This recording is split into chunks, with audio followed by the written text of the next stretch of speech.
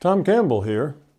If you find something of significant value in our videos, please consider supporting their production through our Patreon account or through a one-time donation. The links are in the description below. Thank you and enjoy the video. Hi everyone, I am Cory. I am the writer, director, producer of the film Superhuman, The Invisible Made Visible. The film was just released a couple of weeks ago and I think it is incredible. Of course it's my film, but I feel that like many of you, I have had experiences since I was 5 years old that cannot be explained by science, current science. And so my whole life has been dedicated to the study of consciousness, because through the consciousness, I was able to tap into reality, see things that in the future, know things that about people, about things that no one had told me about beforehand. And so I kept looking for these explanations. And of course, I have my own theories.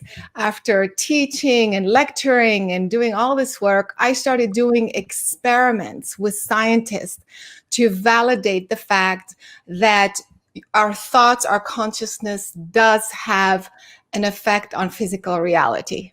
But how? And that's what we do in the film. And of course, I was looking for the best top scientists in the field to come on board and help me explain and validate this phenomenon. And of course, my number one person is Tom Campbell, who is here with me today. I am so excited. Tom has been, of course, he's a physicist. He's a consciousness researcher. He's been doing this for 50 years. He's the author of My Big Toe, a theory of everything, actually, that unites mind and matter, the normal and the paranormal. His theory unifies quantum mechanics, relativity, and he really understands the big picture of the nature of reality. So, Tom, I am so excited to be here with you today. How are you? I'm just fine, Carolyn, and thank you for this invitation. This is going to be fun. Absolutely. And you're in my film and you're amazing. It's almost like every quote, every bite in the film that you say is so profound. It's almost like you have to pause and listen to you again. What did he just say? Did he just say that?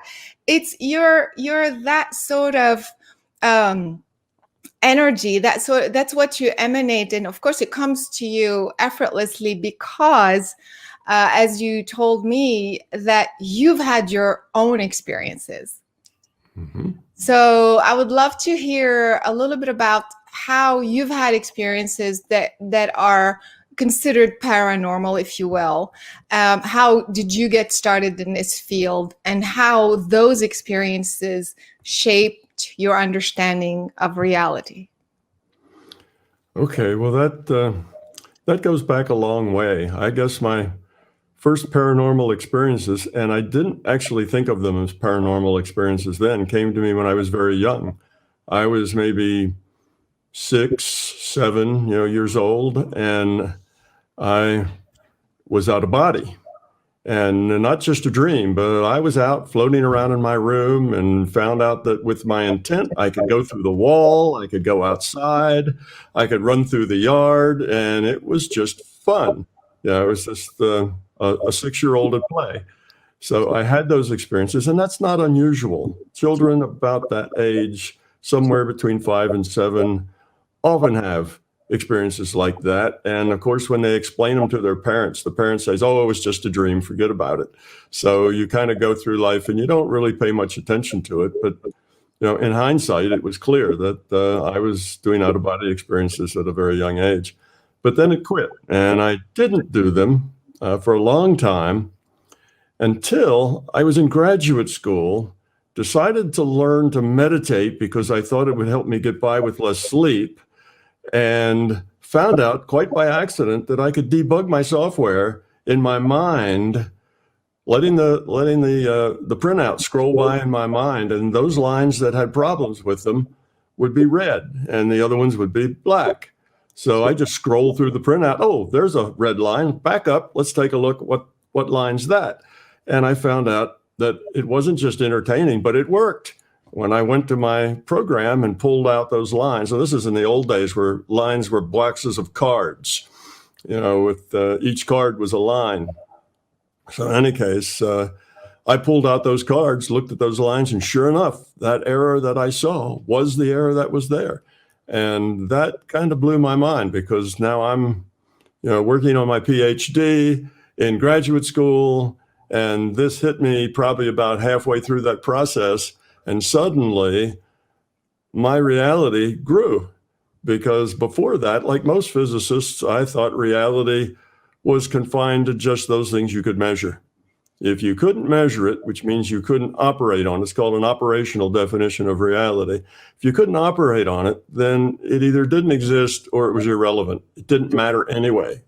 If you couldn't operate, connect to it, interact with it, then it's useless, couldn't possibly be real. But now here I was debugging code in my mind, and there was no way to explain that. So I suddenly had this idea that there's another whole bunch of reality, there's another whole set of reality out there that I didn't know anything about.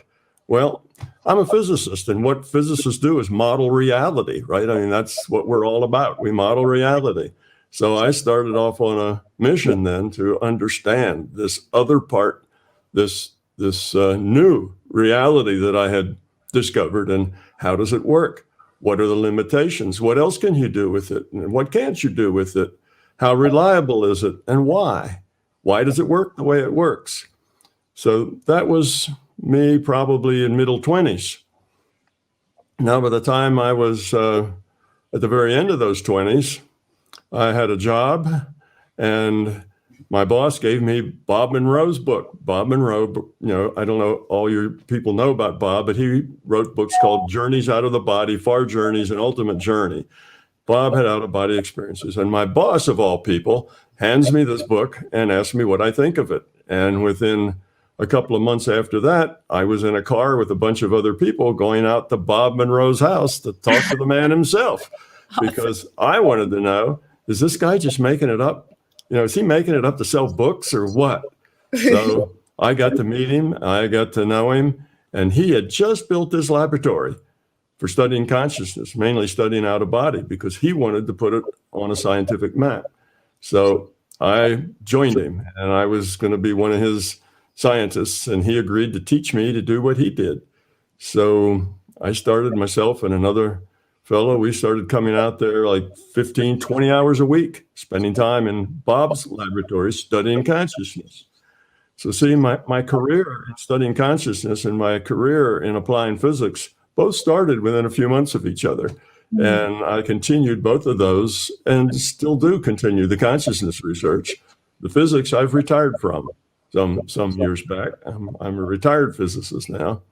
But anyway, out at Bob's, we learned to go out of body on demand whenever we wanted to. We learned to heal with our minds. We learned to remote view.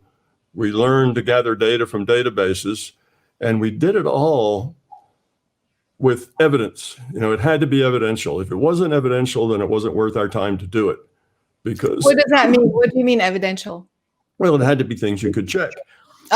If you remote viewed something, then you had to be able to go check and see if what you got was the answer. Right. If you were healing people, you had to heal hundreds of them, because that's statistical. If you healed somebody, they may have just gotten better anyway. It may not have anything to do with you. So you had to do a lot of them in order to determine what are the statistics and what kind of people are you healing. Is it somebody with a chronic disease they've had for 20 years?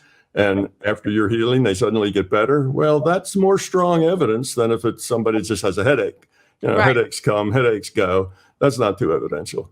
So we kept statistics on those kinds of things, on our getting data out of database, looking into the future, reading what would be the headline on the newspaper 2 weeks from now.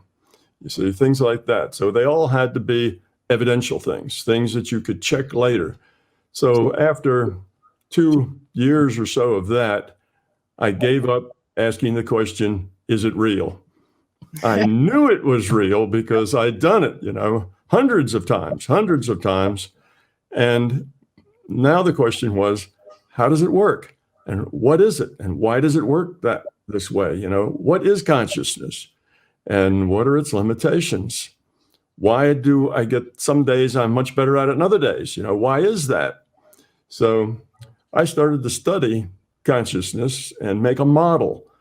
How could I had all these facts of consciousness from my research out with Bob Monroe. I knew these are the facts of consciousness. Like, for instance, a fact of consciousness is that consciousness is fundamental.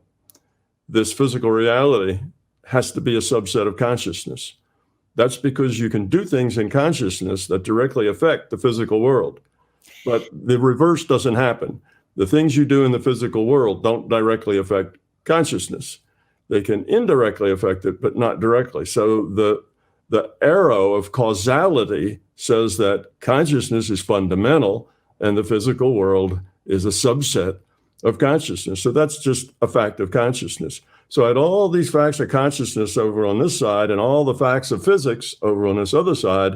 Mm-hmm. And my job was to make a model that tied it all together, explained all the outstanding questions and paradoxes and so on in both physics and in the metaphysics and in the paranormal, that it would all come with one simplified, explanation. One simple, it has to be elegant, it has to have very few assumptions, and it has to be an elegant solution.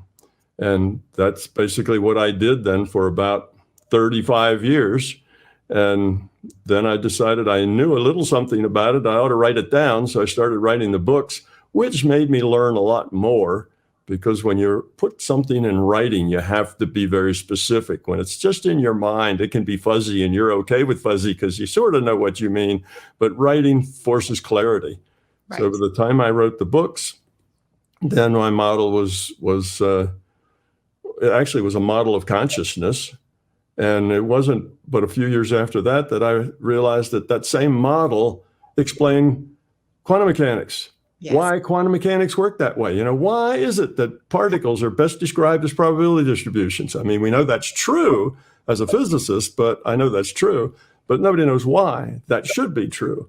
And of course, I can derive from first principles why that has to be true, and why the speed of light is a constant, why it has to be a constant. Again, something we know is true, but we don't know why it's true, because nothing else works that way. There's nothing else that has this constant speed all the time. So it solved that and a dozen other mysteries inside of physics, like what is time? Where does that come from? What is space? Right. What's mass? What is spin? What is charge? All these things are very basic things in physics, that all the rest of physics is made up of these fundamental things, but we don't really have any idea where they come from. They just are. Right. Observable, measurable, but we don't know what they are. Yeah. Yeah, we don't know where they come from, but with this model, then I could explain where they all come from, and just exactly what they are and where they come from. So it just started filling in the blanks for me. Matter of fact, when I first watched Superhuman, I got another data point that I didn't have before. Your movie gave me a good data point. And that is, I understand how, the mechanism of you raising and lowering pH. And I understood the mechanism about how you make the little pinwheel go around inside the jar, with the telekinesis. And I looked at those telekinesis things on YouTube. They've been around for 15 years or so, people doing this sort of thing. And when I looked at it, I understood how it worked. I thought I did, but I didn't have any proof that I was right until I saw the Superhuman movie. And that is the way I look at that is my theory says that focused intent can modify future probability within the uncertainty that's natural to the event that's going on. So you can change pH in water, because pH in water really isn't a fixed constant thing. Correct. If you measure it in a tiny little, cubic nanometer, you'll find that that cubic nanometer has a different pH all the time, and it's going up and down and up and down. And that's the uncertainty. So with your intent, you can bias that uncertainty. Let's say you're trying to make it go up. You can just raise it a little. And then that's the new normal. Then you can just raise it a little more because you still have that uncertainty. And then you can raise it a little more. So you can just step it up to the point that you can make massive changes in pH, like a whole pH. Well, the thing with the little pinwheel inside the jar going around that is the same way. There's air in there, and the air is not all at one pressure. If you had a little nanometer measurement device, you'd find the pressure changes all the time. There's randomness in there. Your intent can modify that air pressure so that it builds up on one side of that little pinwheel more than the other with your intent to do that, you see.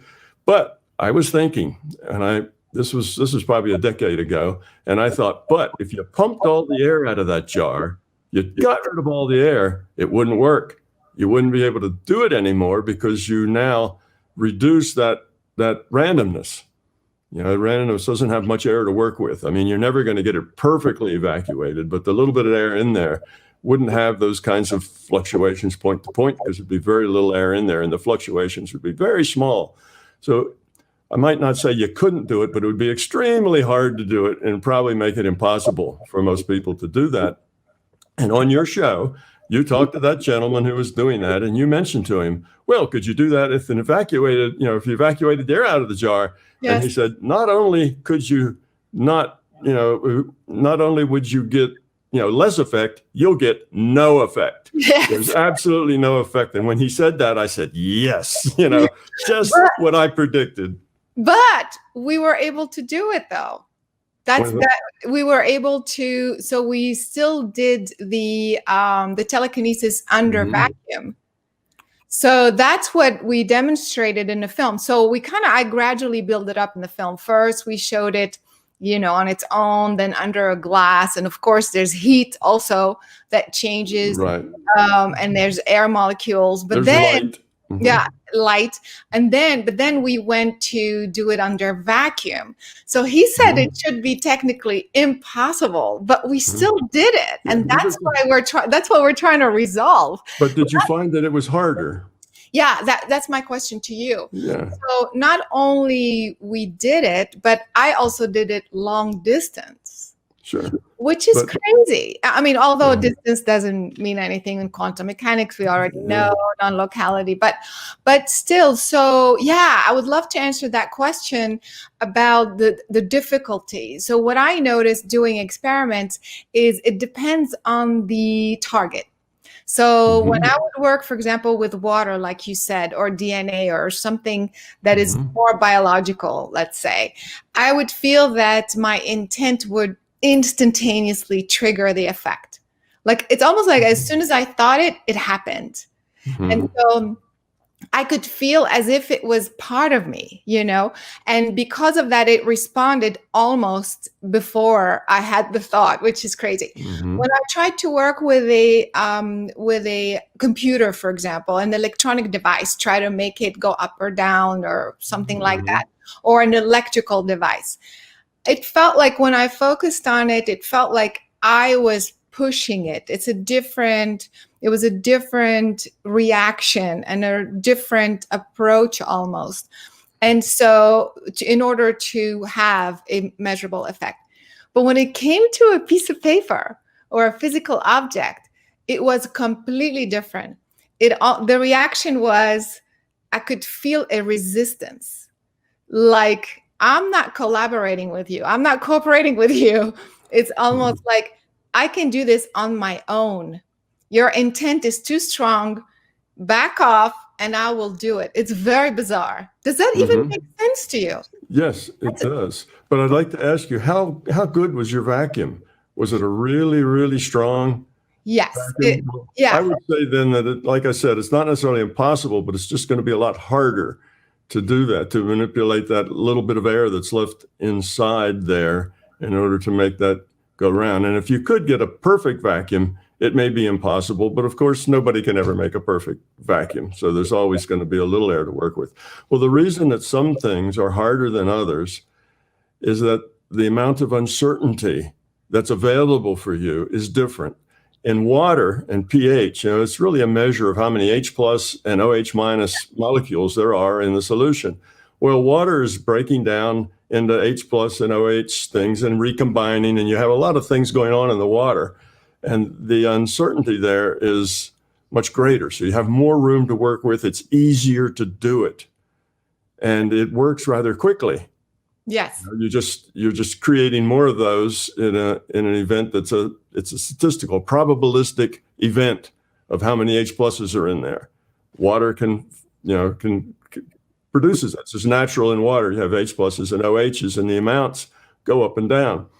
So when you're trying to move something, trying to move those things with changing the air pressure behind them a little bit, then that is a much harder thing, because before you're just making those statistics bias a little bit.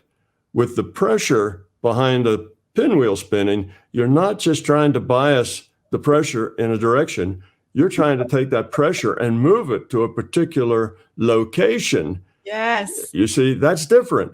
And now you have to move it behind the sides you're trying to push. And that's much different. Otherwise you're just saying, okay, I'm biasing up a little. That's good, biasing up a little. But now you have to bias it in the sense you have to build up the pressure, but you have to locate it as well. And that pushback you felt was that it naturally doesn't want to do that. It wants to equalize itself all over. It doesn't want to find itself, on one side of a jar. So you've got two things to do. You've got to, you're working with the uncertainty, but you're also have the extra job of putting that result right where you want it. Yeah. But here's the question to you, though. Do you believe? So, of course, it was a Faraday cage, so as sealed and as isolated as possible. And we also measured the temperature. We thought, just in case the temperature had something to do with it, we were able to control the temperature, and we saw no correlation whatsoever. Even if there was a bit of increase, it wasn't strong enough, like you're saying. So no air, no electromagnetic, no temperature, and yet I'm able to shift it in a big way in the movie. I mean, it was like going like crazy. So do you think, so basically what you're saying is you're still kind of working with the laws, the natural laws of the universe, so to speak. Your consciousness is interacting with the air molecules and making them move this way or that way. Yes. But my question is, what if there were no air molecules? Do you think consciousness can create? So am I moving these air molecules because I'm assuming they're there and pushing them from here to move the paper, or I'm assuming there is no air and my consciousness has the ability to create air molecules somehow? Okay, well, you can create things, and that is also a possibility. It's just much harder. So it goes, there's different levels of difficulty. When you have a jar full of air, well, now that's a way by which you can modify future probability to make that little thing spin.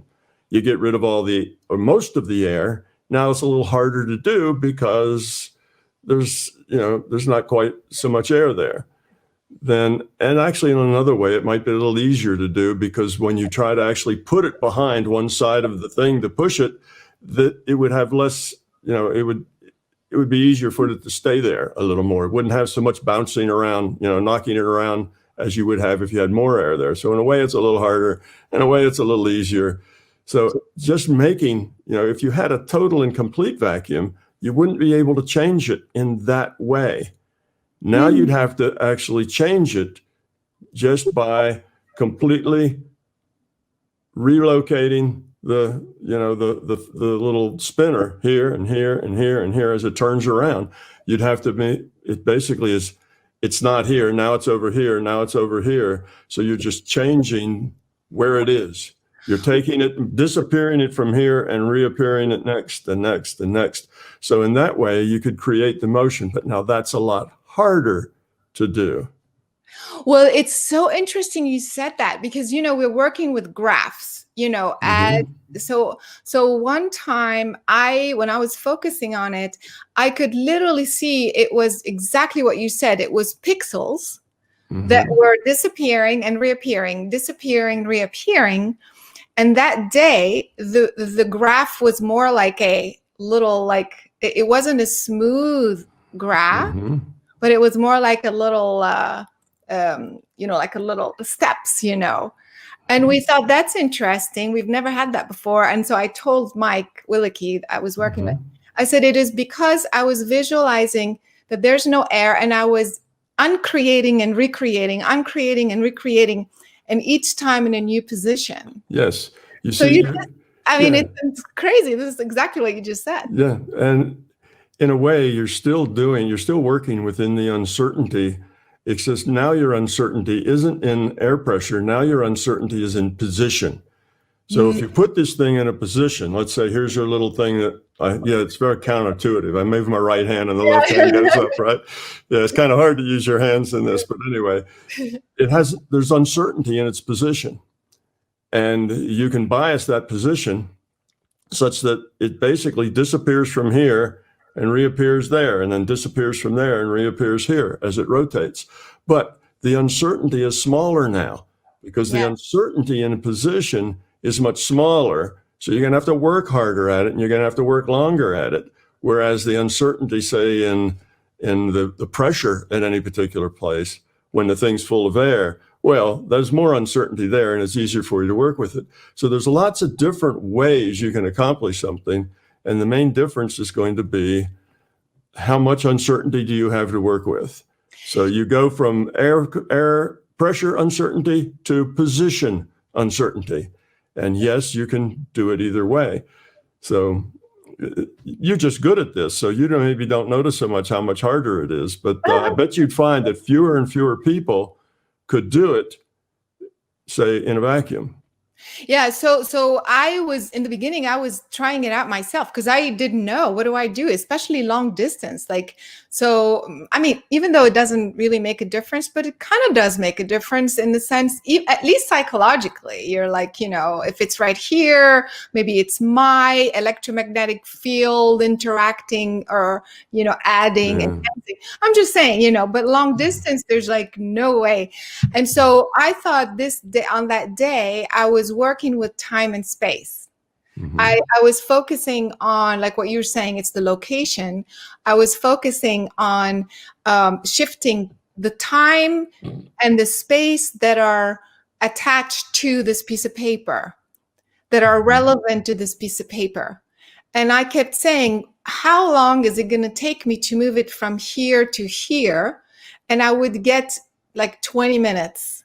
And so I would say, okay, 20 minutes. So I would just visualize it that it would gradually disappear, appear, disappear. So I was working with time, space component and having my consciousness shift it so that it appears there.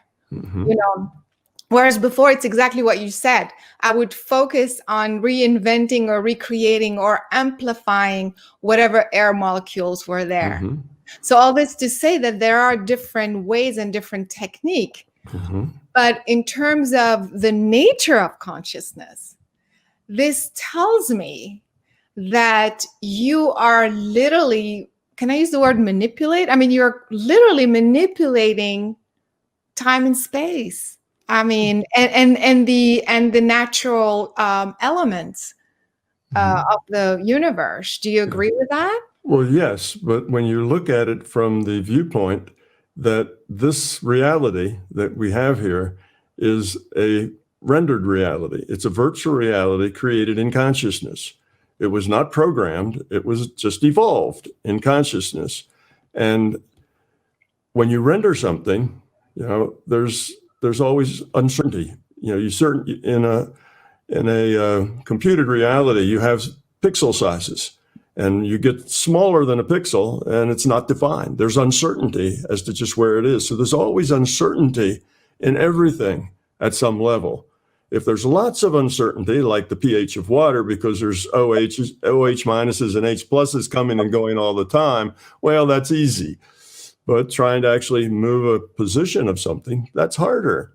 And some people can do even more, can we say more flagrantly, avoid the rules or go by the rules. They can make something disappear someplace and appear some other place, just like teleporting things around. It'll move from the desk over to the floor, and that's a different thing altogether. But all of this can be done. Some of it is more difficult than others. Some of it takes more time and more practice. Some of it requires a mind that is more conditioned to approaching it from the right direction. Attitude is everything. If you have the right attitude and you can put your mind into a space where you don't have a lot of extraneous thoughts, it's a clear, focused space, and it's all in the intuitive side, not in the intellectual side. If you have your mind in the intellectual side, like I'm going to try to make this happen, it'll never happen. You have to work from the intuitive side. And it takes time to develop your intuitive side, but you obviously have done that. And you have a well-developed intuitive side because you intuitively knew that when there was air in there, you were going to push it with the air. And when there wasn't air in there, you were going to change its position. Right. And that's how it works. But you got that intuitively.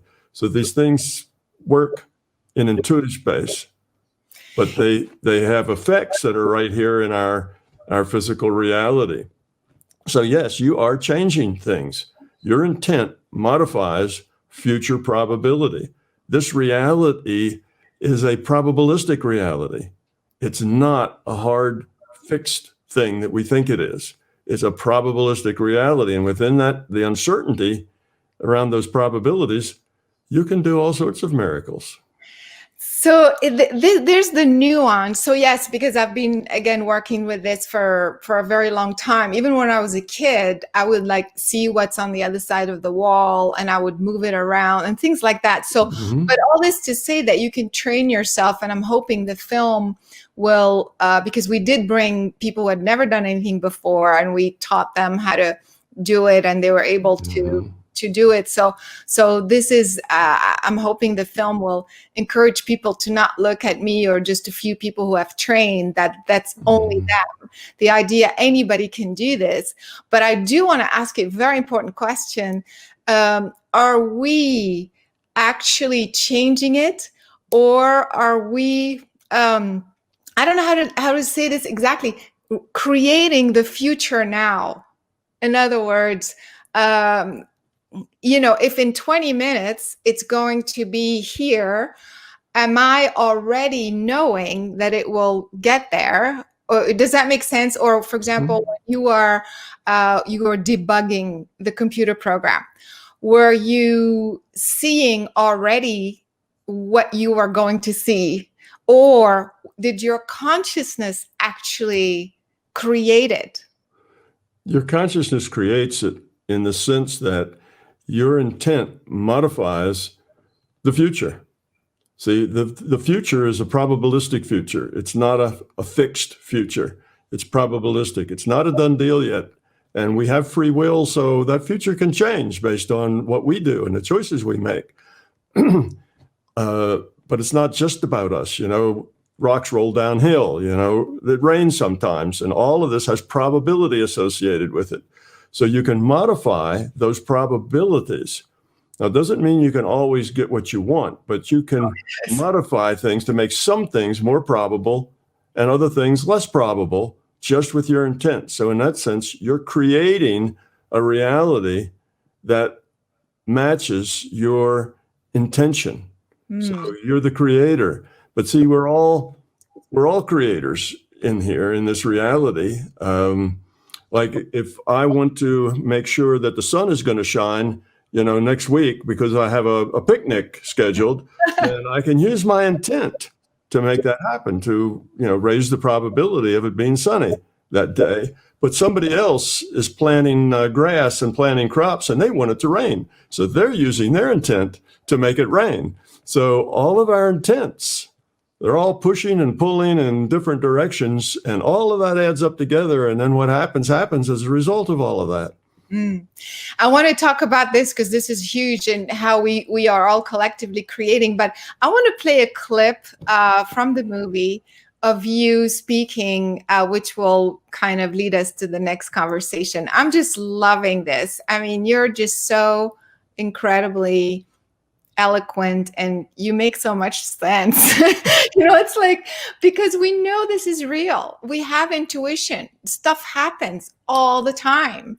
And no matter how many times you dismiss it as synchronicity, there are laws that govern these phenomena. We just don't know all the laws. And I know you're working on experiments, which I'd love to hear about. But let's play this this clip real quick for everybody to watch. 1 second.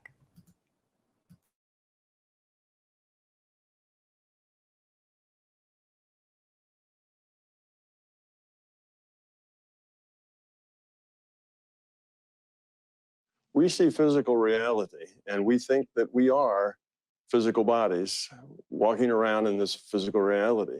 What we are is consciousness. We are pieces of consciousness playing avatars in a virtual reality game called this physical world. So a conscious comes here with no memory. So when it logs onto its avatar, that avatar is all it knows. So all of its experience is experience with that avatar, with that fetus, with that newborn. This is an apple, this is mama, this is the door, this is my house. It just learns how to interpret the data. What's really happening is that the computer is sending this individuated unit of consciousness a data stream. That's how reality is created. The particle doesn't exist, you see, until some player gets that information of the particle being there in their data stream. Once that's done, it has to stay there. It has to be a particle from then on. So it acts like a particle. That's what brings it into this reality. It becomes a part of the physical world. Then anybody else that looks there will see that same thing.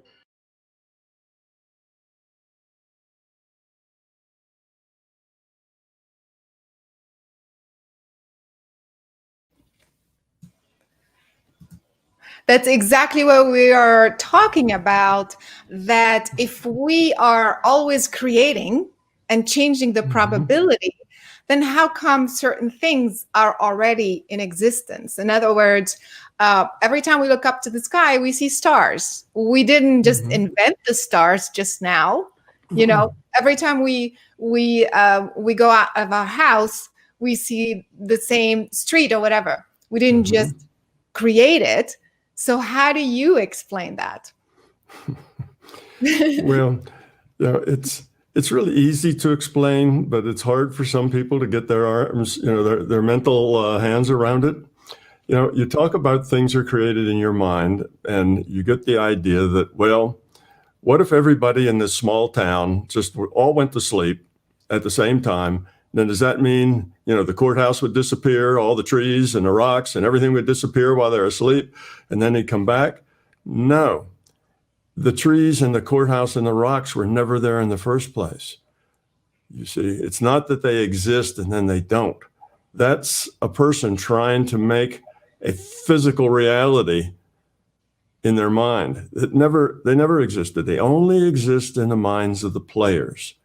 So our reality exists only in the minds of the consciousness players. Now, let me give you an example that'll make that clearer. Let's talk about a virtual reality game like The Sims. Okay, it's a virtual reality game. Now, you are the Sims character's consciousness. Let's say you're playing this Sims character. You're the Sims player's consciousness. You get to make all that player's choices. Right? You make the choices, sit down, stand up, go to the refrigerator, get a beer, go out, get a job, whatever. You make all those choices for it.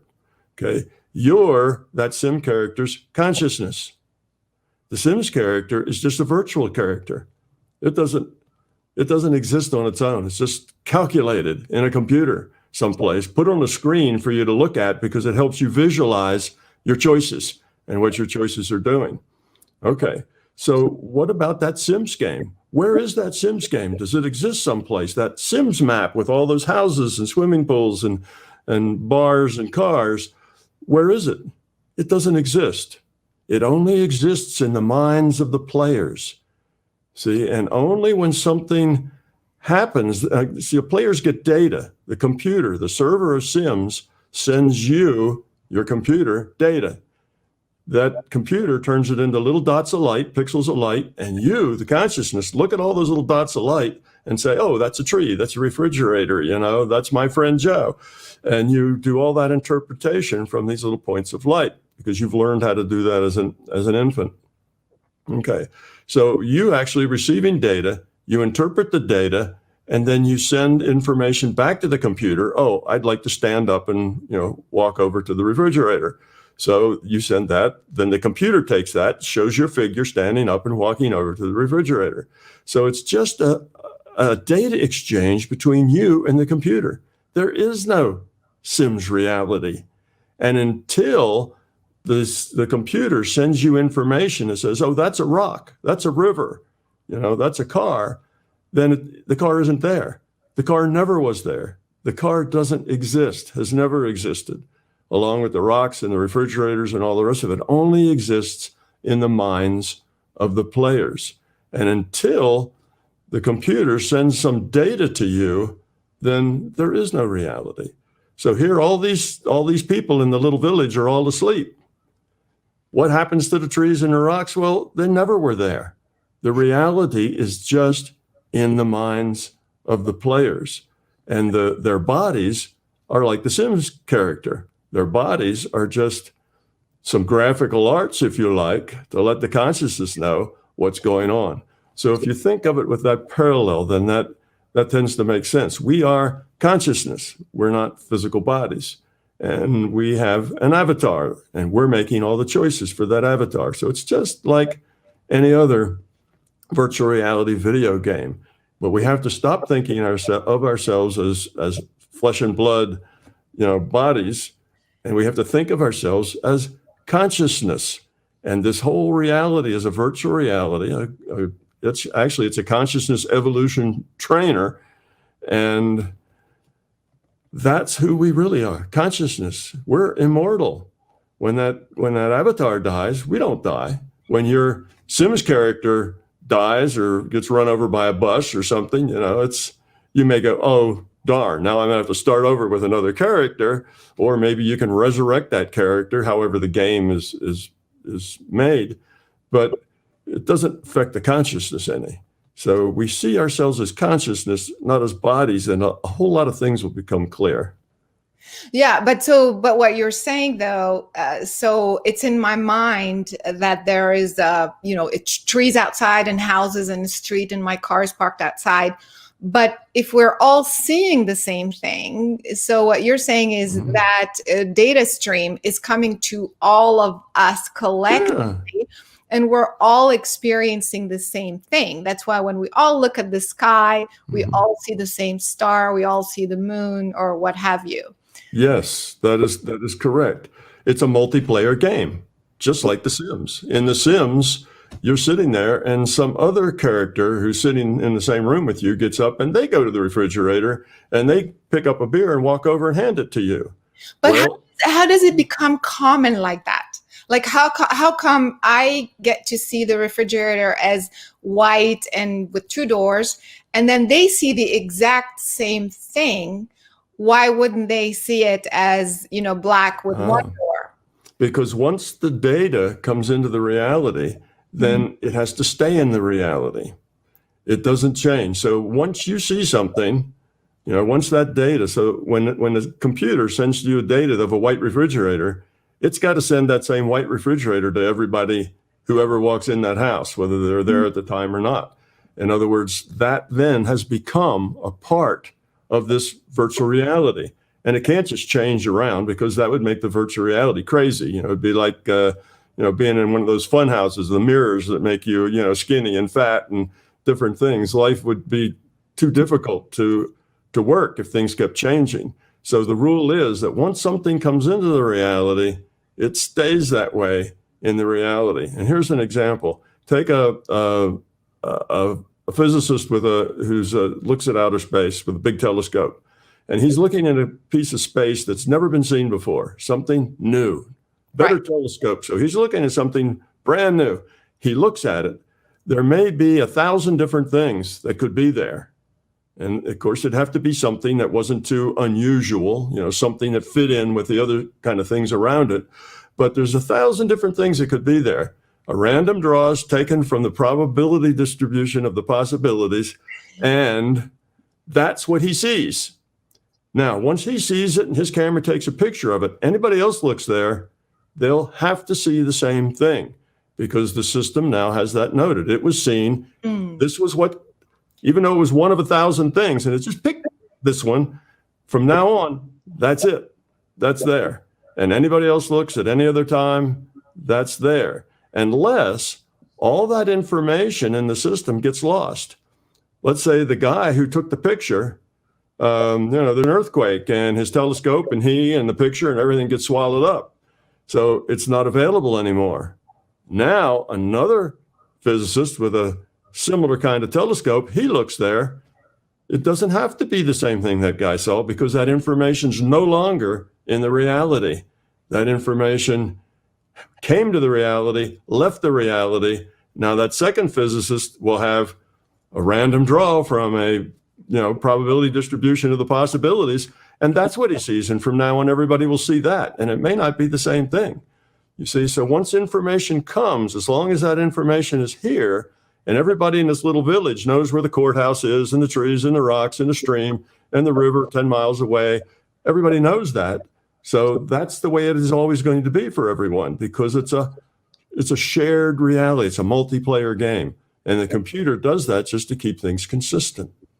Makes perfect sense to me, honestly. But I want to ask you about how the computer computes the data. That's one question. But I really, really, really want to jump to the big question, which is, who's the computer? Okay, the computer is our consciousness. What I call it is the larger consciousness system. Okay, there is this larger consciousness system of which we are a part. Okay, we're a piece of that larger consciousness system. You and I call us individuated units of consciousness. So there's this big system and it breaks itself apart into pieces because that gives it more things that it can do, more states that it can be in. Just like cells broke themselves into pieces and makes a multi-celled thing rather than just a single-celled thing. More complexity gives it more capability and more adjustability. So it did the same thing. So we are individuated units of consciousness, you see, and we are part of this larger consciousness system. And you can, if you want to, you can just call that system source. I know some people that call that system God, but it's just source. It's not a magic system. It's a real system. It has limited numbers of bits to work with. It has, time. It can't process, but so fast, but so much. So it's a real system. It's just consciousness. And it evolved this virtual reality that we call our physical universe. It evolved it. So it's not that it programmed it. It evolved it from a rule set and a set of initial conditions that let it evolve until this is what we got. And here we are. And now we, individuated units of consciousness, can log on and play a character in that virtual reality so that we get to make choices, important choices with consequences that help us evolve. And as we evolve, consciousness system evolves because, we're a part of it. So our evolution is its evolution as well. We share that evolution. So that's what it's all about. But which came first? Did the source system invent or create individual units of consciousness, or the individual units of consciousness created or made up this one system? Well, it has to go with the simpler, and the larger system being created first. So we have the larger consciousness system first, and that started as just a cell of consciousness, and all it takes to be consciousness is you have to have memory, you have to be able to process, you have to be able to have feedback, and you need a purpose of some sort so that you know whether you're evolving or de-evolving. So you start out with this very simple singular cell of consciousness, and then you just let it evolve. And as it evolves, part of its natural thing to do is to break apart and interact, have all those parts interact with it and with each other, because that gives it so much more that it can become when it does that. So that's kind of the natural progression. So it starts as a simple consciousness. Now, the question always comes, well, where does that simple consciousness come from, right? Yeah. I put that in my book as an assumption that consciousness exists. So I start with that as an assumption because it's going to be logically impossible for us to get information on that source of that first consciousness cell. And that's because we are consciousness. That's what we are, individuated units of consciousness. And we can't get outside of the consciousness system to see how the consciousness system got started. You see, we're stuck inside. So when you're inside the system, the origin of that system is going to be a mystery, because you can't get outside of what you are in order to see. And if you don't have that perspective of being outside, then you can't really ever know for sure how it got there. Now, there is some conjecture, and the conjecture is that you have little simple programs called cellular automata, which are simple little instructions that then tell things how they interact, and it just repeats and repeats. These cellular automata can be configured to do all the things that a general purpose computer does, but they can start out very, very simple. They can move information, they can do and or gates, they can do all sorts of things. They can move information from one place to another. So they're very interesting little things. They're very simple. And you match that up. That's a kind of a new mathematics, the cellular automata. You can match that up with another set of new mathematics that says that if you have a system and that system has potential to be something or do something, if you wait long enough, it will be it or do it. In other words, it's a probability thing. And those two together say that if you have this potential, now again, you have to start with a potential. So you have to start someplace. So if you have this potential, eventually that potential would create a very, very simple little cellular automata, which would eventually evolve into consciousness. You see, it has all the right properties to be able to do that. And if your readers or your viewers here would like to follow that, go to, let's see now if I get this right. I was going to say Berkeley, but I don't think it's Berkeley. One of the big schools out in California. Maybe it'll come to me in just a minute. Pardon? Stanford? Perhaps. Anyway, I'll think of it maybe later. But if you go to their philosophy department, they have a lot of things up on the web. And if you go look on cellular automata, they will have 30 or 40 or 50 pages just on that possibility of cellular automata and this idea that potentials can develop themselves, stable things out of statistics, just out of probability, if they have the potential to do it. So there's lots and lots of people who've thought about that and considered it. But that's just a hand-waving argument. We in physics say hand-waving when we mean it's just conjecture. Right. That's not solid. It's just conjecture. So it has to be conjecture. Logically, you can't get anything more solid than conjecture because we are consciousness. We can't see our own beginning. So that's why I start just with the assumption. I have only two assumptions in my work. One, that consciousness exists, and two, that evolution exists. And that's it. Everything else then is derived from those two. And these laws, these rules, let's say the rules of the game, are inherent within the system. And so because we are part of the system, then they're part of us, and that's how we are evolving or creating. So now that's why we can make individual choices. So just to bring it back to the individual purpose of existence, if you will. So, and also, I do want to talk about one of the one of the demonstrations we have in the film, which is the blindfold, because it brings up all kinds of possibilities. I wanted to just shift gears a little bit and ask you about that, because I know you, I think, tried it yourself, trying the blindfold. How can you break these rules?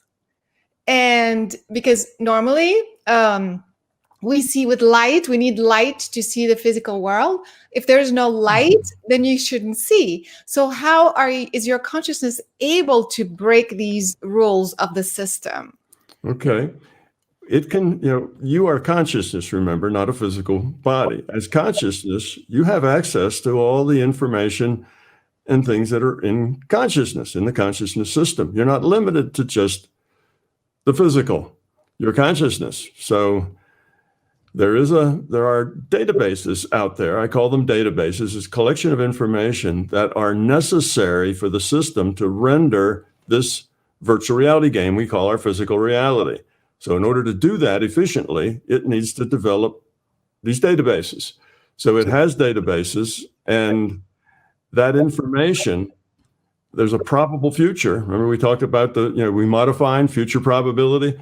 That one of those that database is a probable future events, which lets the system know what it has to do next, most likely, so it can get prepared for that before everything isn't a surprise. So it's got this data. And what those children were doing when they had the blindfolds on but could see is that they were remote viewing. And they were remote viewing in real time. So they were remote viewing what's here in front of me now, and now, and now, and now, and remote viewing in real time. And that data is all in the database. It's in the, it's all available to them. So that's how remote viewing works. You just collect data out of the database. That's how people see auras and get information on people. And, they feel other people's feelings. They're getting data out of the databases. And the database, like I say, is required for the system. So that's what's going on. Yes, I took a course. In that. I know. I want to get your opinion. How was your experience? Oh, it was a quick course. It was just 5 days, which wasn't long enough. Out of that 5 days, I learned all the things that I wanted to learn. I came there. I knew what was going on. It was remote viewing. And I know how hard it is to teach somebody to be a good remote viewer. And I saw that these people were teaching children to be excellent, super remote viewers, remote viewing in real time, and they were doing it in just a few days.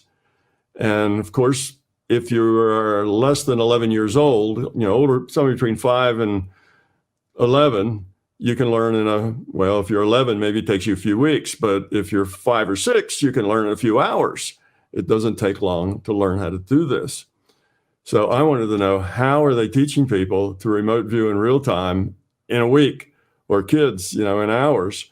And I found out how, and it was really very, very interesting what was going on. So I just wanted to just follow directions. I didn't want to try to do anything or do it my own way or add anything to it. I just went there to follow directions, do what they say, and see what happened.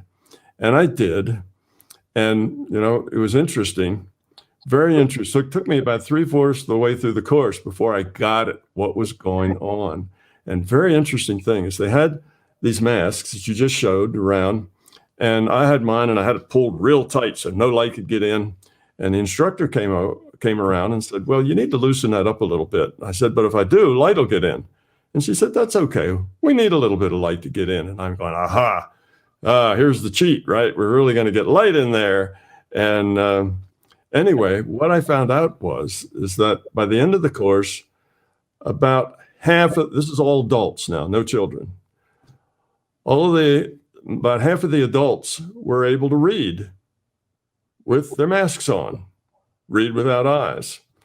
Well, maybe a little less than half, but quite a few adults. I had one lady, I was walking around and I walked her out in the street, because who knows, maybe these are the books with these words on that people have already memorized or something, right? So I walk her out in the street and I said, how many garbage cans are over there? And she's got this mask on and I know she can't see them. And she says, oh, there's 5. And I said, what color's the house? And she told me, and I said, what's that license plate? Can you read it? What's the little URL under the bottom of that license plate? And she could read that too. Here's a notice was put up on a door. Said, read that to me. So these were things that nobody would have known what they were there. They're just things in the neighborhood that I was walking around. She obviously was reading very well, could see very well with her mask on. But she had little bits of light coming around the edges. But of course, that doesn't help you see. That means the light comes in and it bounces to the mask and bounces to your skin and back to the mask and eventually works your way into your eye. That's unfocusable light. That's not light that you could ever turn into an image. You see? Right. Yeah, because in front of you is still dark.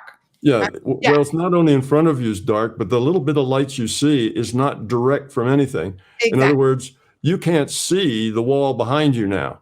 Even though light is bouncing off the wall behind you, hitting the wall in front of you, and then going into your eyes. But you can't see it because once it hits the wall in front of you, it loses its information.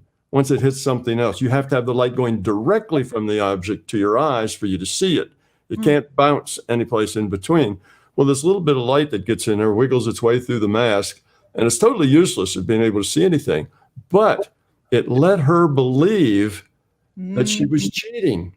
And I asked her, I said, well, how, what's it like, doing it? Because I wasn't at that point yet, and I said, well, what is it? And she says, I'm cheating. There's light coming in, and that's how I'm able to see.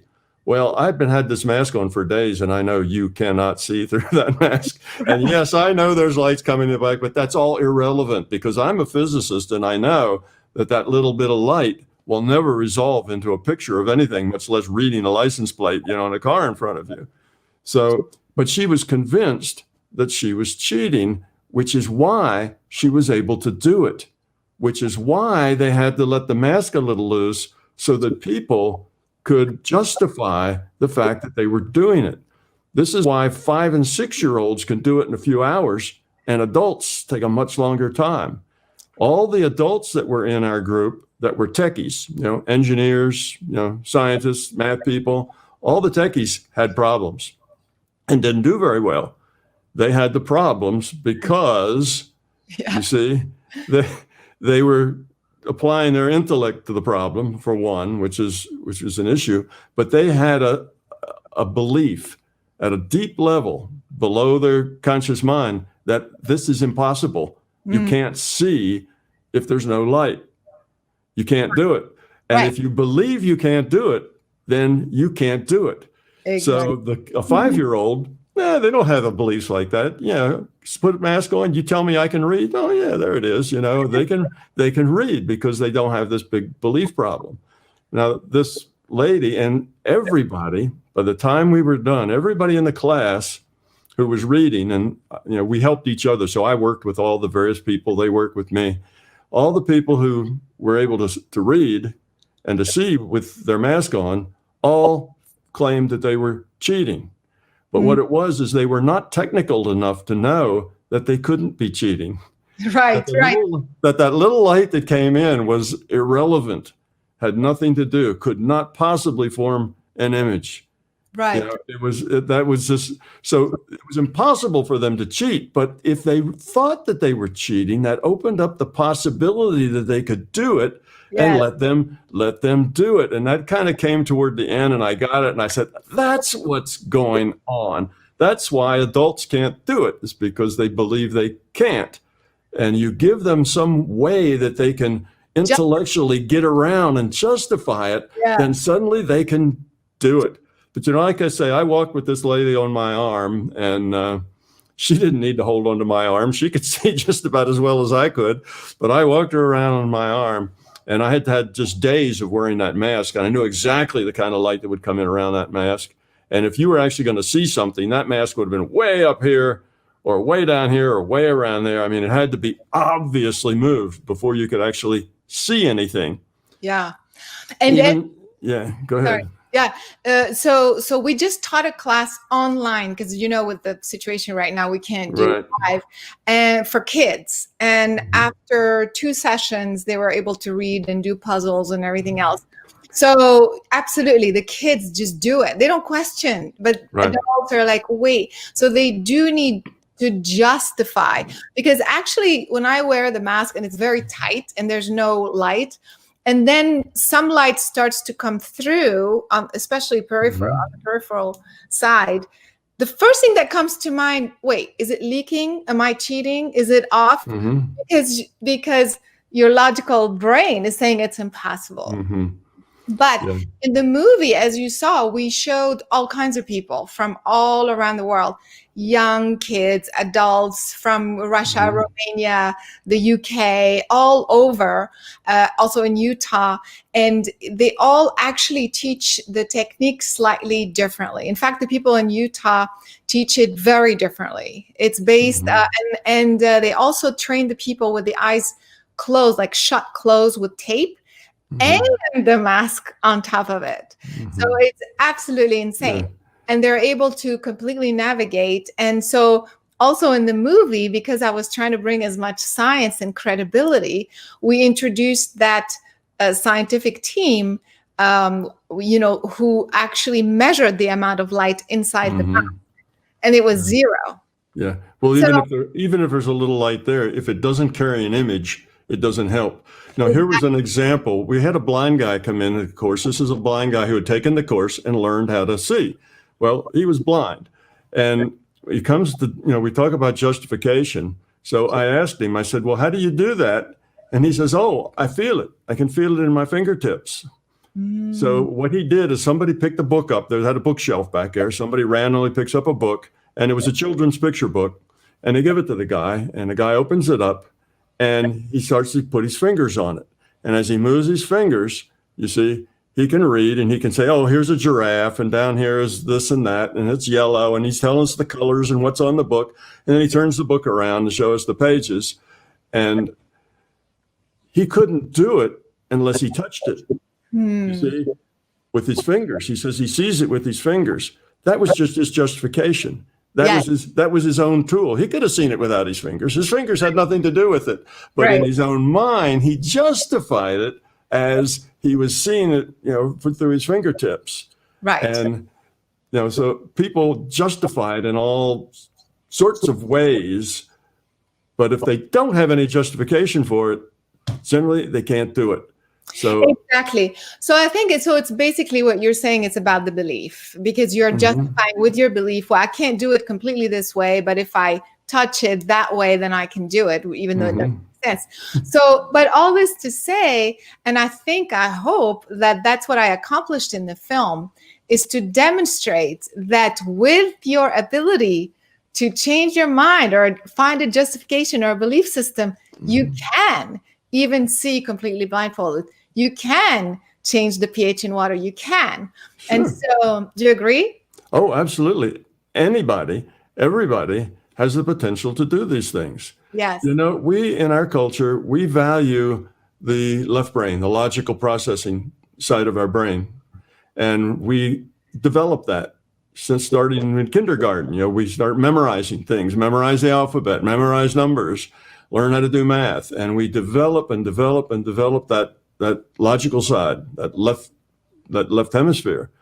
But on the right hemisphere, we have our intuitive side, and we do nothing, almost nothing to develop it. So that left side is just left fallow. And all of these paranormal things have to work through that right side. They all are intuitive. They all come through the intuitive side. Yeah. So here we are, very sophisticated intellectually, and like babies, like 2-year-olds on our intuitive side, we just never learn to develop it.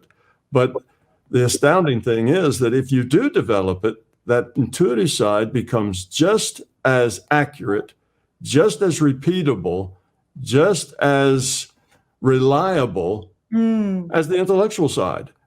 But because we never develop it, we think, that's intuition. Yeah, it could be right, could be wrong. I got this gut feeling, but half the time, they're wrong, and we don't trust it. That's because we've never developed it. If we never developed our intellectual side, that also wouldn't work very well. But, we spend years and years doing it. Anybody could develop their intuitive side. Now, adults have the additional problem is that their intellectual side wants to be in charge. Right. Wants to take over, wants to assess everything, analyze it, and judge it. And that then takes them right out of that intuitive side. So Right. the first thing they have to learn is to make that intellect sit down and be quiet. And that's a very hard thing for most people to do. Yeah, but with a little bit of training, like I said, like we have exercises, I teach a meditation that gets you out of your mind. That's very specific. It's not just any meditation. Yeah. And so just because so if you train yourself, in fact, I'm going to send you, if you're interested, I'll send you the several things that we did, take a look, but if you like, but the point is, and how do we, that's what I was trying to do in the movie, is to show the many different ways that you can be empowered again to just be intuitive and just try it. Like your mind is free, it's like just give it a try. Do it once, do it twice, and see how. And in the classes, people end up like, wait, I just moved it a little bit. Okay, so build on that. Before you know it, you can do all of this. So Yes.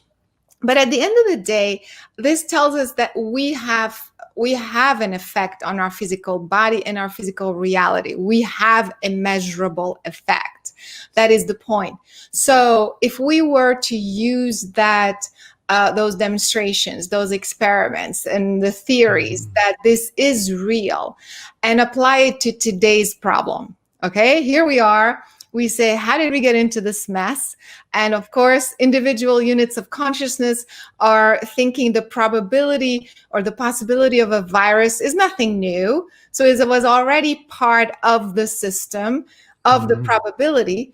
But why is it, or how is it, that enough people created that reality for others in a way? And how can we use our individual unit of consciousness to shift not just our reality, but the collective? What do you think? Okay. I said that if I'm trying to make it not rain on next Saturday, and other people are trying to make it rain, the Right. push and the pull, depends on who pushes and who pulls the hardest. Well, So if now we we're look- right. if we look around at this reality we have, and we look around at this mess, as you say, and it's full of greed and full of nastiness and full of self-centeredness and on and on and on, arrogance, and we see all of that. Well, that is a very accurate representation of the quality of our collective consciousness. That is how we humans are, and that's what we've created. So when we look at this mess, that's us. We're the mess. And how do we fix it? The way we fix it is by fixing ourselves. You can't help anybody else. You can't make anybody else grow up and let go of that meanness, that fear, that self-centeredness, those beliefs, ego. You can't get anybody to do that. It has to be from the inside out. So the only person that you can really change is yourself. But if you change yourself, you will help change other people, just because we have this collective consciousness thing going on as well. And if you change yourself, then the people around you will kind of be pulled up a little bit just because they're around you. And it works the opposite way. If you have a bunch of people who are very angry, well, we call that a mob. And that mob will do things that are uglier and meaner than any of the people in it would have done on their own. You see, it's that anger starts to be self-reinforcing. They pick up on each other's anger, which makes them even angrier, which makes them even angrier. And so you can drag people down or pull people up based on whether you're angry and negative or whether you're full of caring and love and positive attitudes. So just having a positive attitude is what will solve these problems. And if we can grow up to the point that we increase our quality of consciousness, which means we're more caring. We are more sensitive to other people.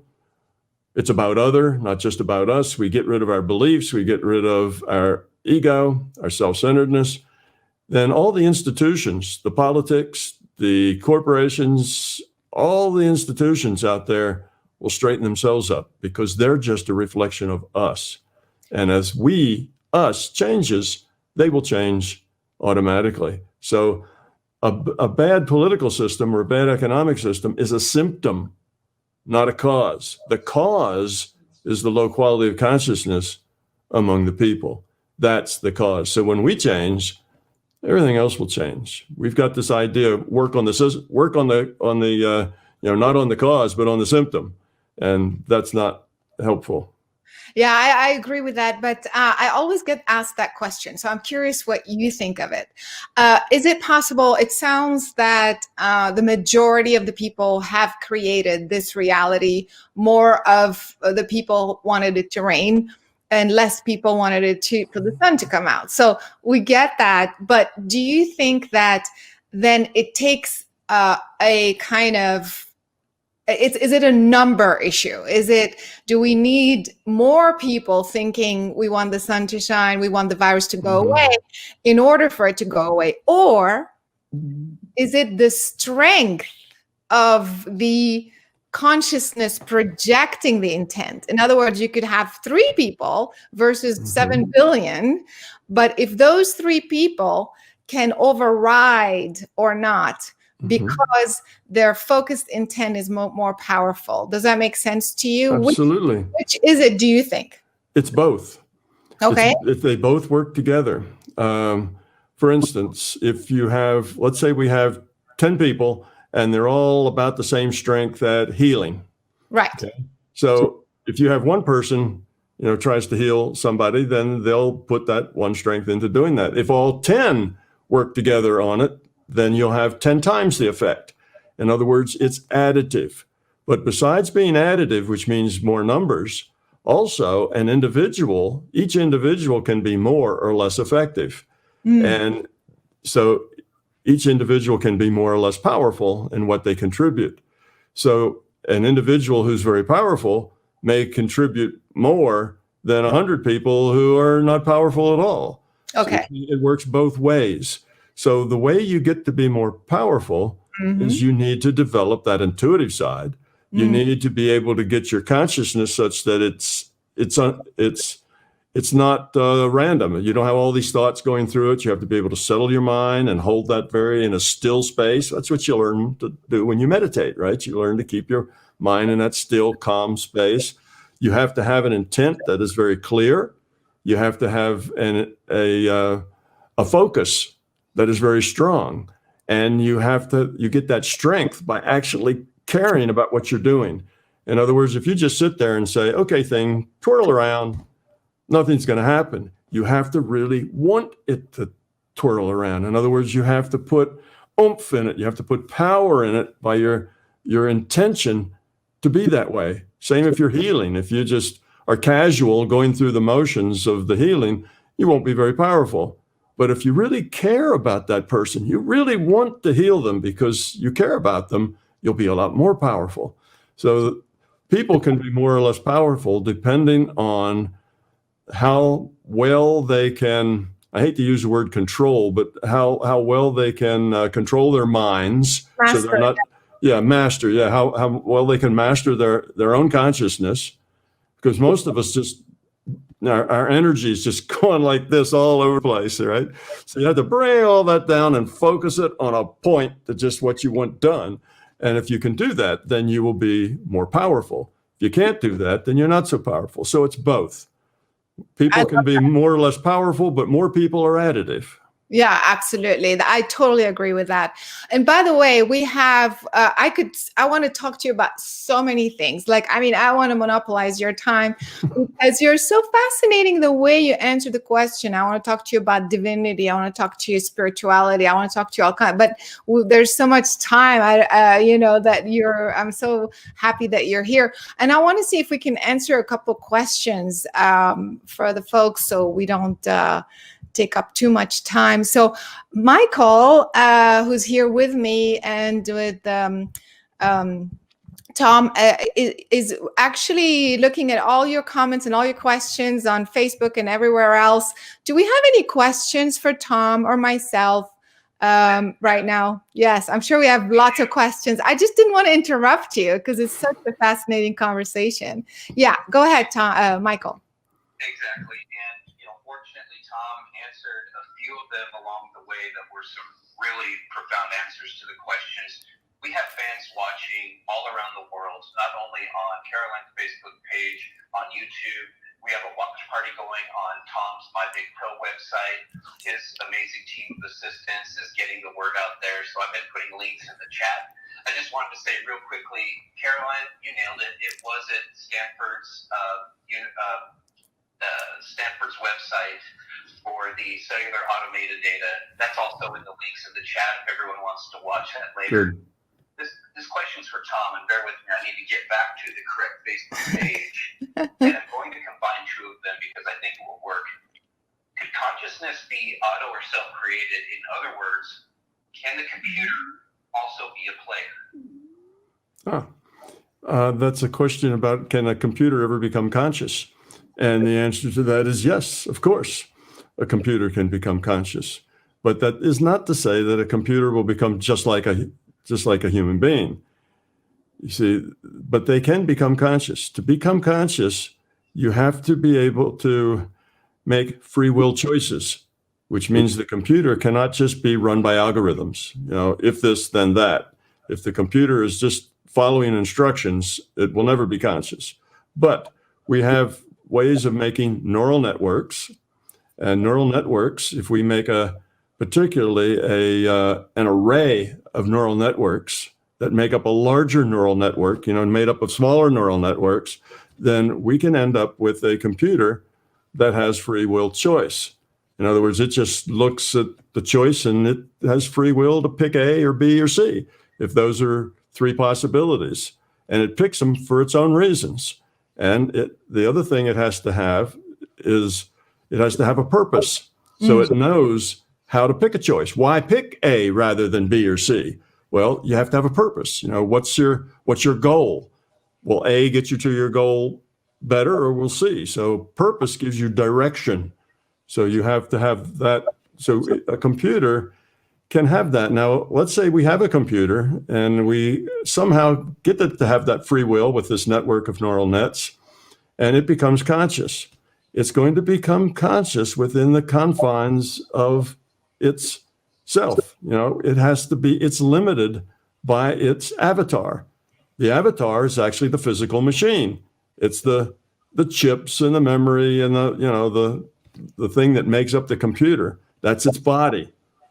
Its consciousness, just like all consciousness, is non-physical. Okay, now how does that work?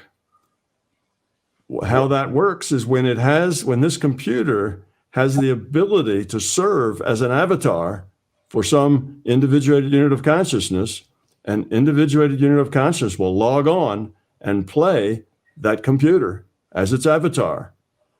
But before the individuated unit of consciousness will log on, that computer has to have significant choices. Make it worthwhile. You see, something with some moral value. It has to have some sets of choices that are interesting to consciousness. And if you get a computer that has those attributes, has free will, okay, it has memory, obviously, it has processing, it has feedback, all it needs then is interesting choices. And if its choices are interesting, some IUOC, individuated unit of consciousness, will say, I'll log on to that avatar. And now it's conscious. And it's conscious just like we are. It's just got a different avatar. So you take that computer and you pull its plug out, its consciousness doesn't go away, or you smash it. Its consciousness doesn't give away. Consciousness is forever. Consciousness is immortal. That consciousness is still there. It can log back on to some other computer or anything else, but it will be adapted to that computer's worldview, not to a human worldview. Now, eventually, maybe those two will merge. But we already have in universities computers that are conscious at a very low level. I've seen computers conscious, maybe the level of an insect. You mean the Maybe. AI or like quantum computers? No, just regular old computers. Oh, And we've had this for decades where the computer will react, let's say, just like a spider would react to something. Now, you can say, is a spider conscious? Well, if it has free will choices, if it has several things that it can do and it can pick one non-algorithmically, not just an if-then statement, but it actually considers and has free will to make the choice, then it's conscious. But its consciousness is very limited. You see, it doesn't have the capacity that we have. It doesn't have the abilities that we have. So things can be conscious on all sorts of levels. You know, dogs and cats and horses are all conscious. You know, raccoons and bumblebees are conscious. So now, how far down that list of things that are conscious you can go? Well, that's another question, because it gets hard to tell sometimes. Is something making a choice, or is it just hardwired? If it's hardwired, it's not conscious. So if you got a clam and its foot out and you touch its foot and it jerks its foot back in, well, was that because it decided to do that, or because it's just an if-then statement in its DNA someplace that says if something touches your foot, you jerk the foot in? You see, so things, sometimes we don't know whether they're conscious or not. And then you have things like trees. Are trees conscious?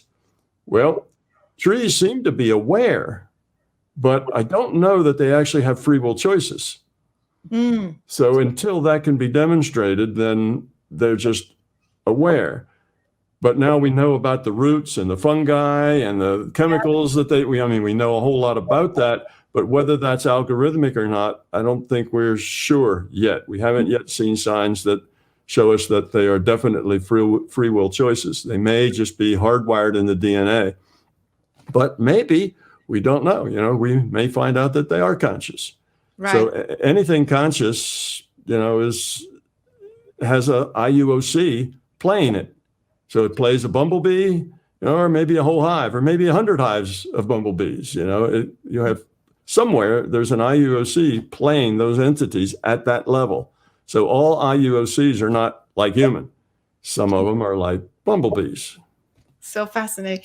Okay, maybe we'll take one more question so we can let Tom go. But I mean, we can just keep going for a very long time with this level of conversation and depth. Go ahead, Michael. Is there anything else for Tom? Could you elaborate a little bit more on the right brain method that we use in terms of mystical or alien or other experiences that aren't on that more analytical side?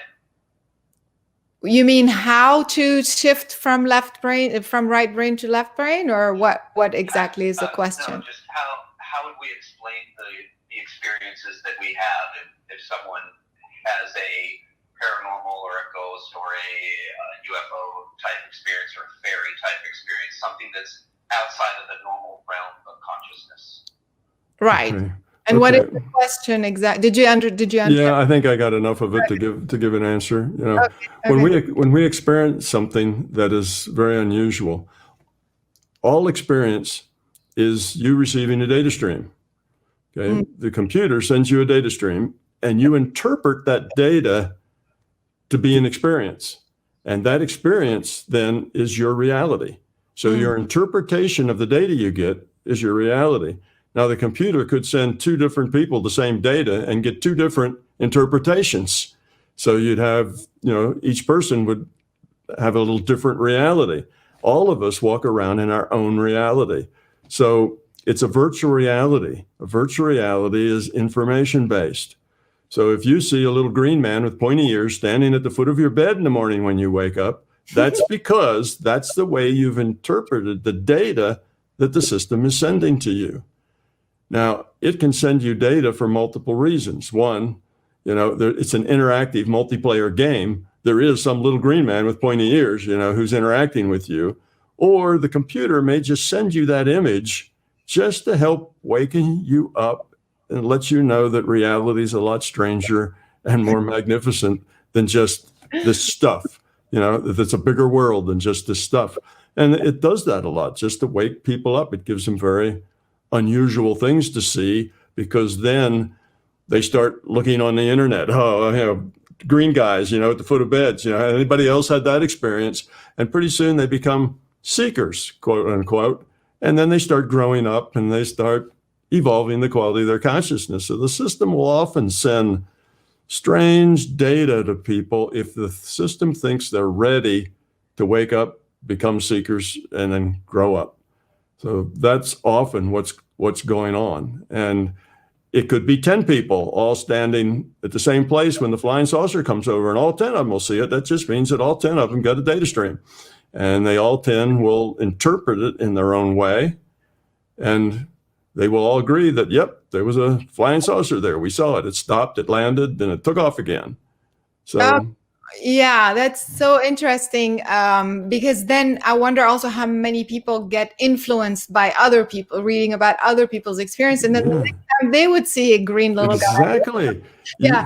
That's where the interpretation comes in. Exactly. You see, if you get something and you don't really know how to interpret it, you're going to interpret it as best you can, a pattern match to what you already know. And if what you already know is a little green guys with pointy ears, that's what you'll interpret the data as, and that's what you'll see. But let me ask you this, Tom. So if, per your model, if we are creating the reality, but there's already a probable outcome, can we know the future when we ask the question, or up to how much in the future can we know as a certainty? And beyond that point, you can never know because it hasn't been created yet. For example, let's be very specific. Okay. People ask the question, will this virus go away? We know eventually it will, so because that's part of the probability. But if you're trying to pinpoint, can it be gone in a month or 2 months, something like that? How far in the future can you see for sure something that has already created enough momentum? Okay. Well, first of all, you'll never know for certain. You'll never know for sure. There are no for sures. The future is all probability. And that probability is constantly changing based on the choices that we make. So if we make choices like everybody distances themselves and wears a mask when they go out, then if they get the disease, they quarantine themselves, then the probability of how long that is going to last will start to come down. It's going to be, the probability that it's shorter will start getting greater. If we do the opposite, if we just don't care and we don't take any precautions, then the probability that it's going to last longer goes up. So we changing those probabilities. It's the future is just a probable future. It's not fixed. And those probabilities change minute by minute as people make choices.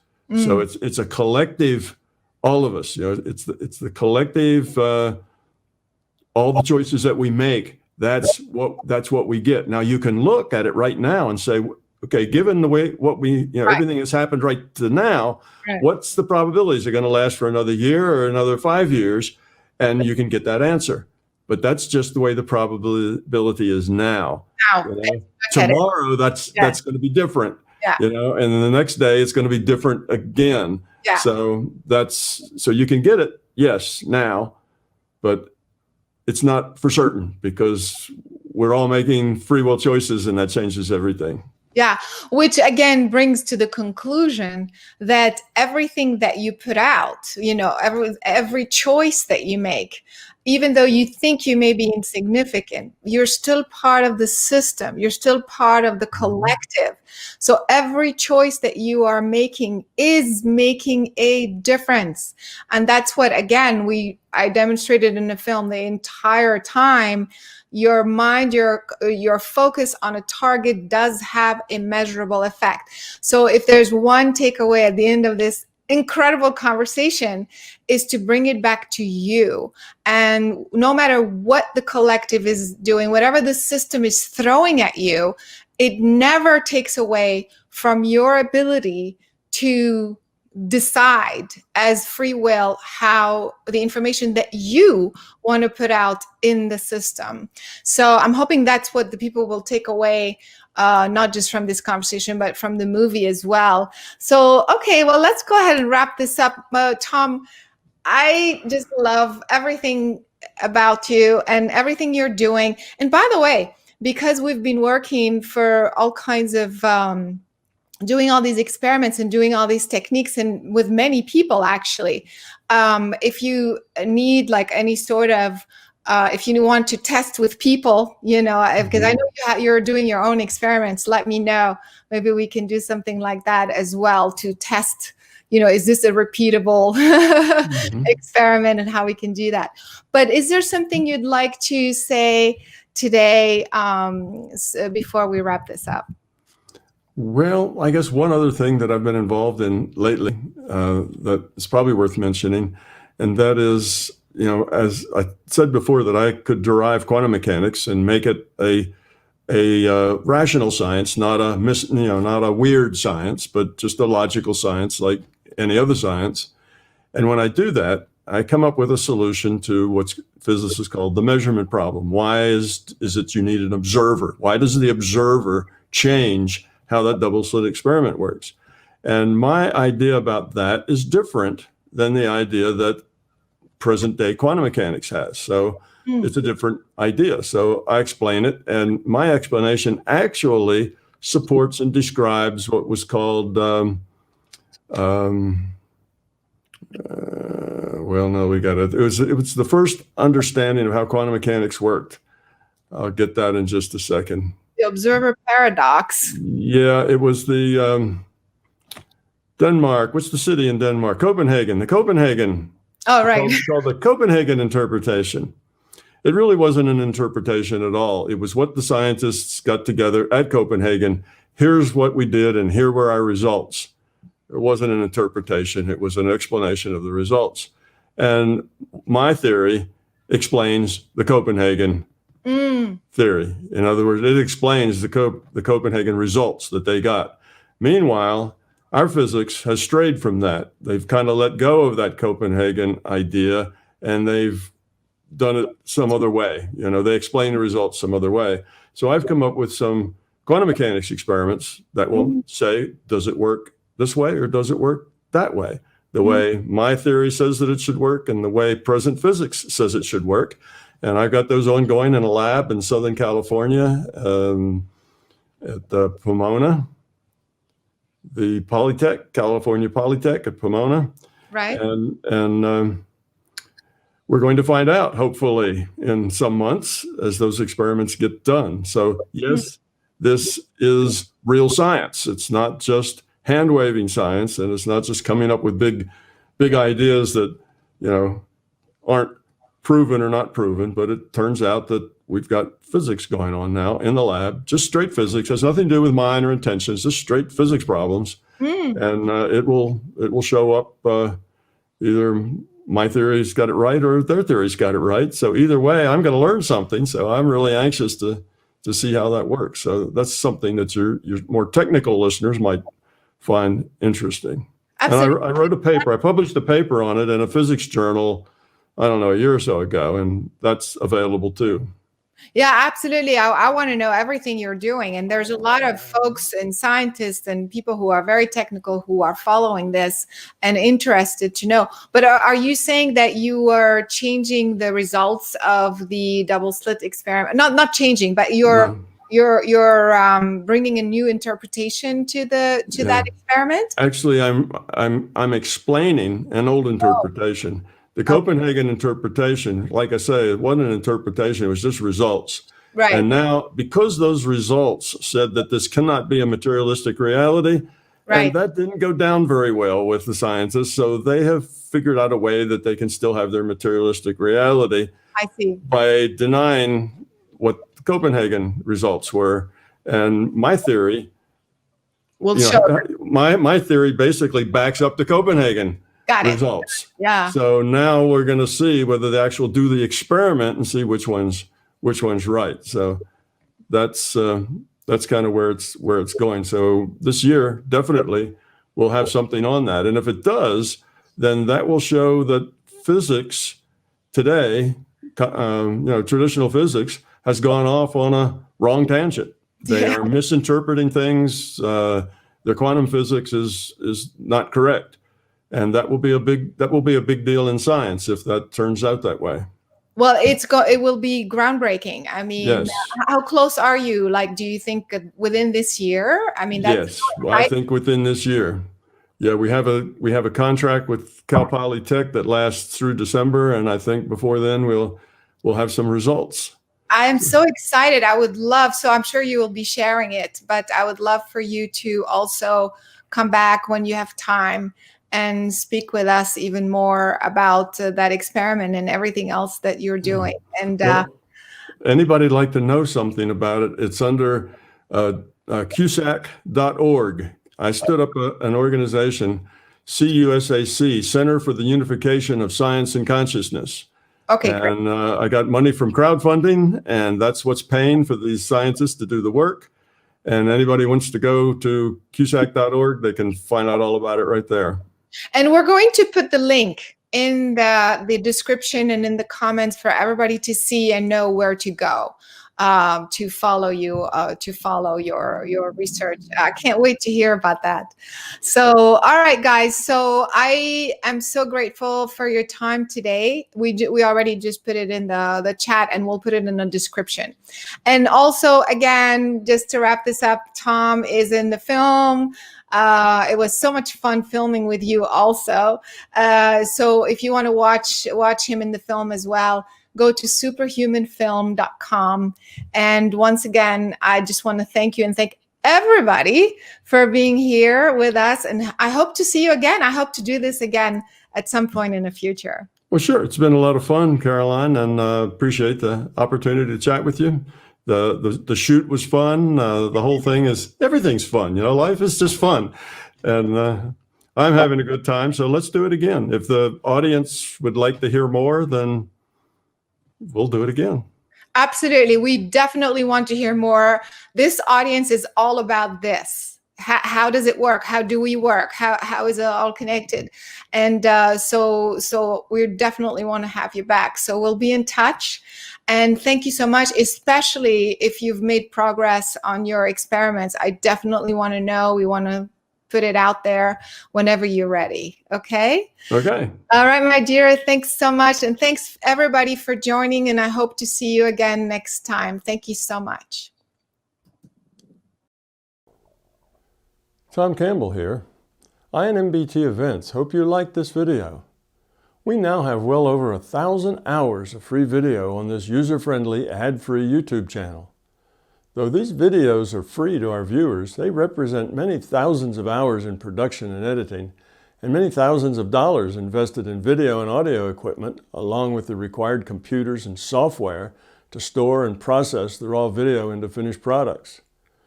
So far, all of this content has been funded directly out of our own pockets. Be assured, we will always continue to do what we can. It's our life, our purpose, a labor of love that we will continue to pursue as best we can. However, those pockets are not as deep as they used to be. Thus, we are now seeking to augment our resources with support from our viewers. If you find something of significant value in our videos, please consider supporting their production through our Patreon account or through a one-time donation. The links are in the description below. Thank you.